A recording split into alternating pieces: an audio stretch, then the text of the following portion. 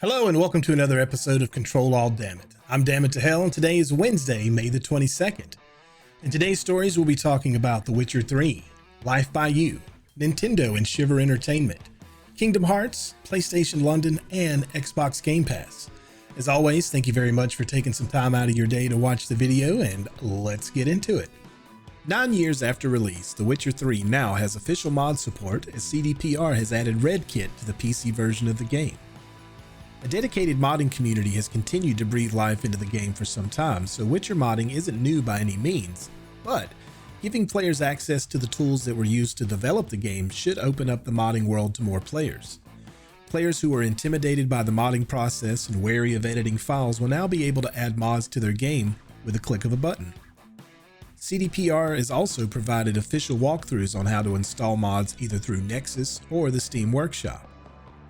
RedKIT is a free download that you can grab now on Steam, and I'm interested to see if there will be an influx of players in response to it being released, and even more interested to see what new creations may show up.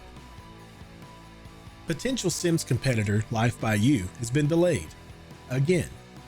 Meant to launch into early access on June 4th and having already been delayed twice, the game seems to have hit another roadblock and has been delayed once more. Paradox Interactive Deputy CEO Matthias Lilja stated that early access has once again been delayed because the game needs more time to develop.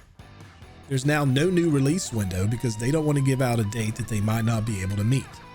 Additionally, anyone that pre-ordered the game on Epic's Game Store is eligible for a refund if they don't want their money floating around and waiting.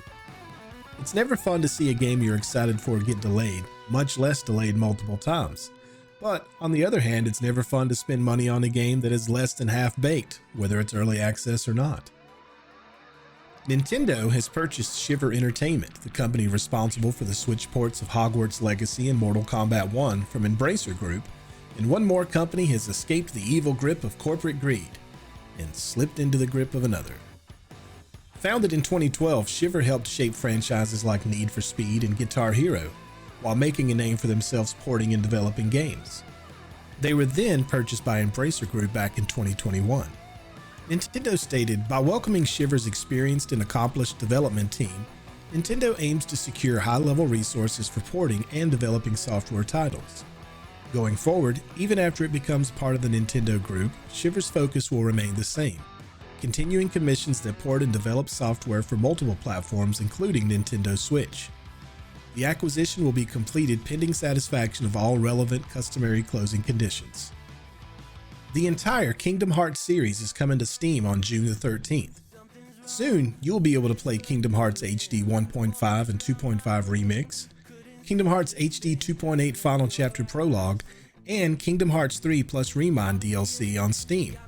Or you can pick up all three titles in a bundle called Kingdom Hearts Integra Masterpiece, which is undoubtedly many less words. You should just buy that because, good lord.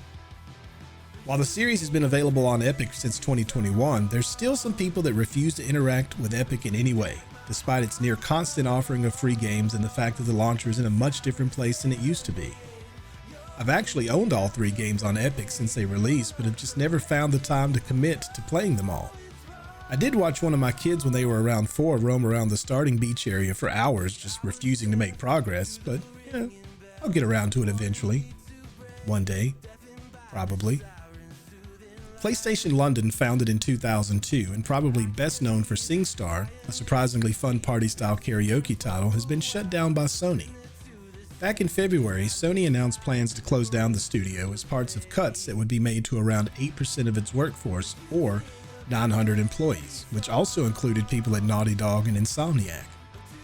In a farewell tweet, the studio account posted, "For over 20 years, London Studio has been home to some exceptionally talented and wonderful people in the games industry. As we close the doors and all go forward to new adventures, we wanted to say a heartfelt thank you to all of our past and present players and colleagues who have supported us over the years. We've had one wild and wonderful journey. Here's to hoping the folks that were at PlayStation London can bounce back and move on to bigger and better projects soon." Gamepass has some nice offerings for PC and console at the end of May.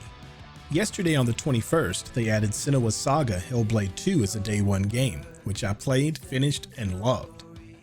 Magic shooter Immortals of Avium from EA was also added yesterday and is worth a play. Space Hospital Sim Galacticare and twin stick shooter Haunty will be added as day one game releases on the 23rd.